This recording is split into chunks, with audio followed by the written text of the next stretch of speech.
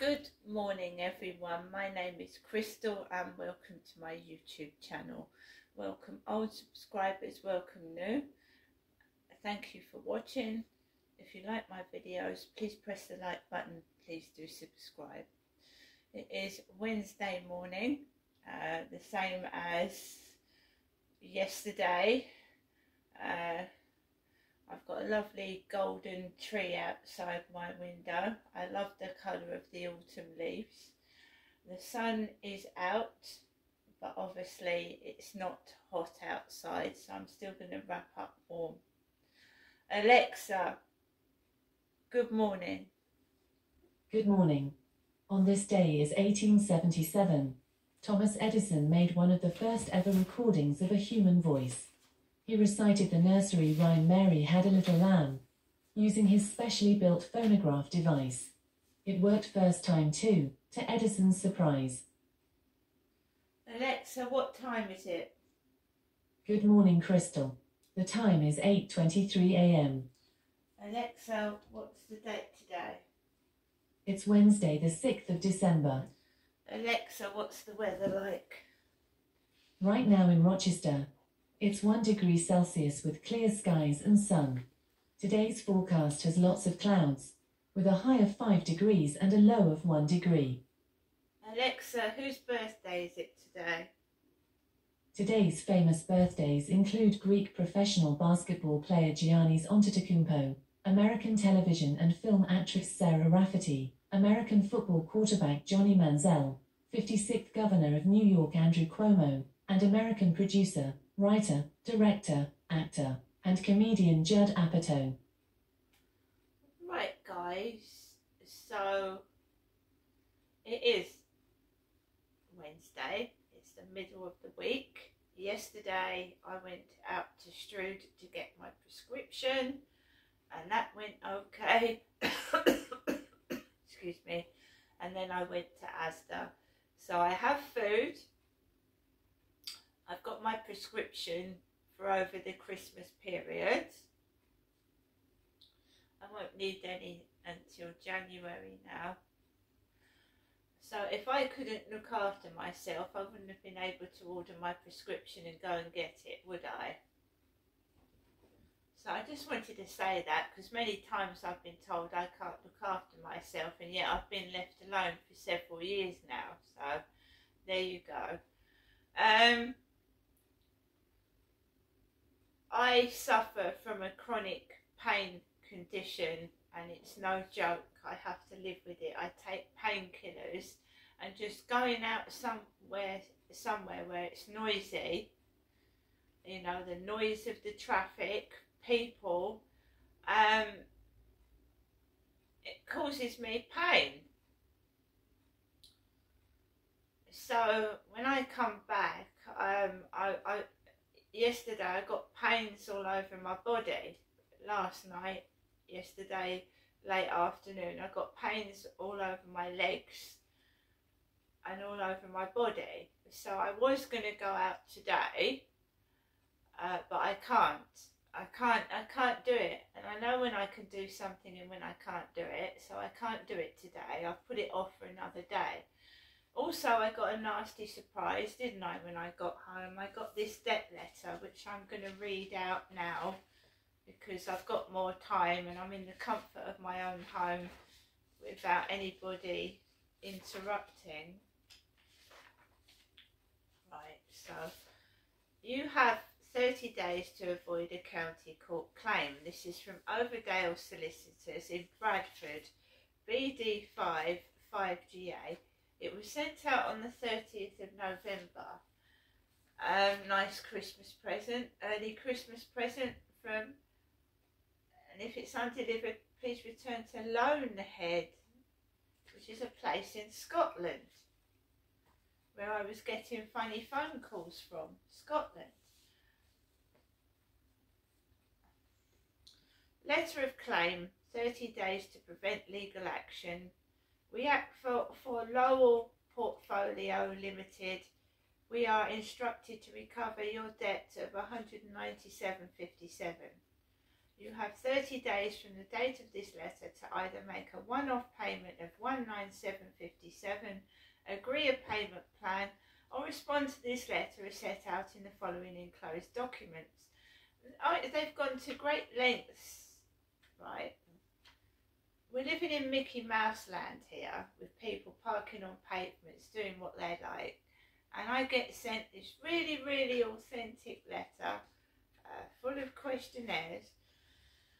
So we've got an information sheet, understand your rights in this debt recovery, financial statement, work out what you can afford to pay, and a reply form, send us your response to this letter.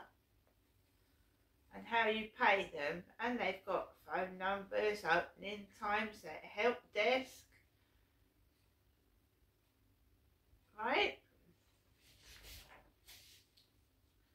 So this relates to a debt on the 26th of June 23 to the 30th of November 23.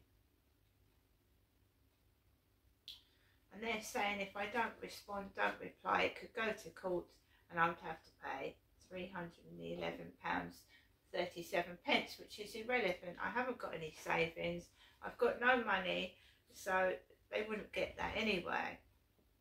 Overdale Solicitors, no personal signature, just Overdale Solicitors. Now your information sheet.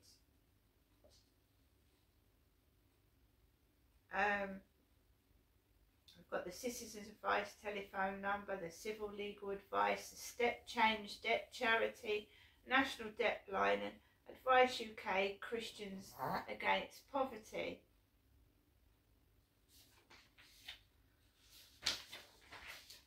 Now, this is where I don't like it, you see, because I've done this several times over the years. When I've been in domestic violence refuges and I've been really struggling to pay bills, people can get a load of information out of this.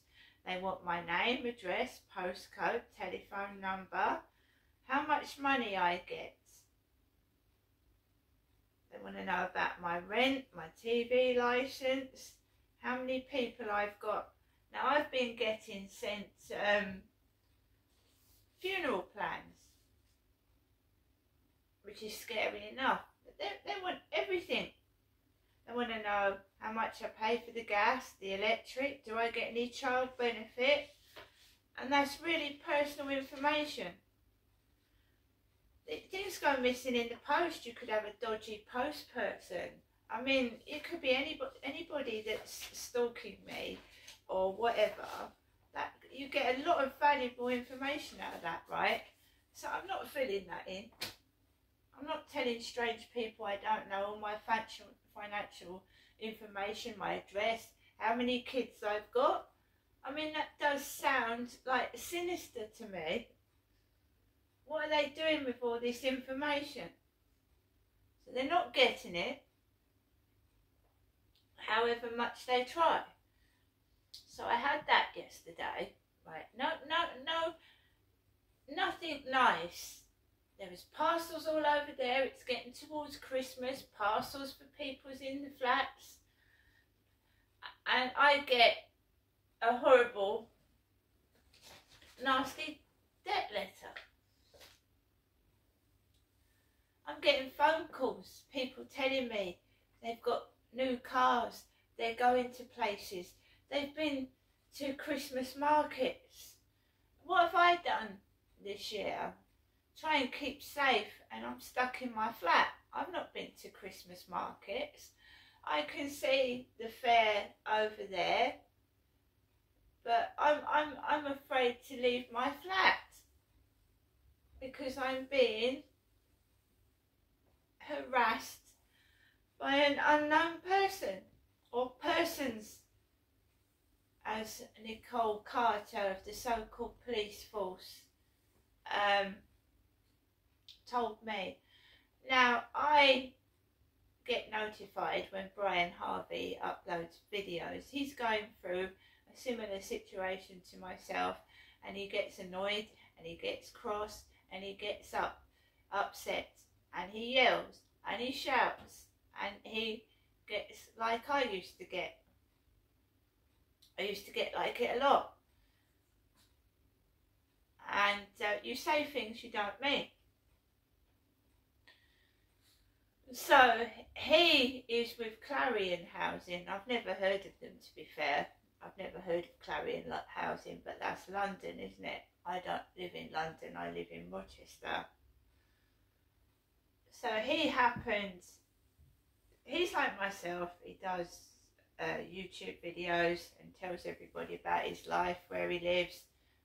He even takes people inside his home because he's not afraid of what he's trying to fight for. So yesterday I got notified that Brian Harvey had uploaded a video and that the police had knocked at Brian Harvey's apartment or house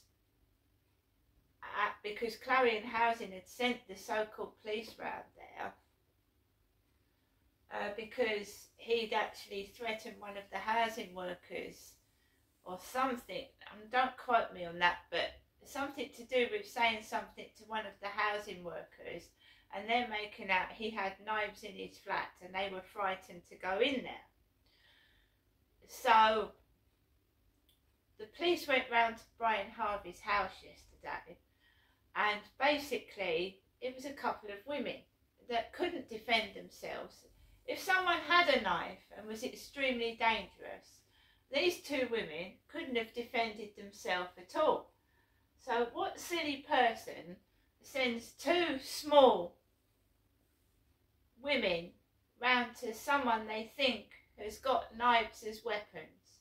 So there was these two undefended women, very small, going round to Brian Harvey's house on a breach of the peace.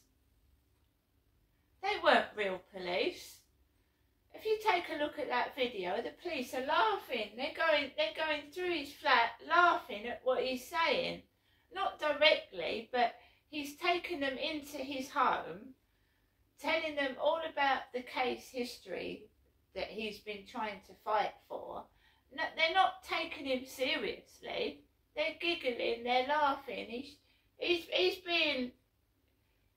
really believes what he's fighting for. And they're just two giggly police women that don't even look like police. They're police community service officers. They can't help him with what he's going through. They're there for Clarion. And how two women could defend themselves against a person that's got knives, I haven't got a clue. It's ridiculous.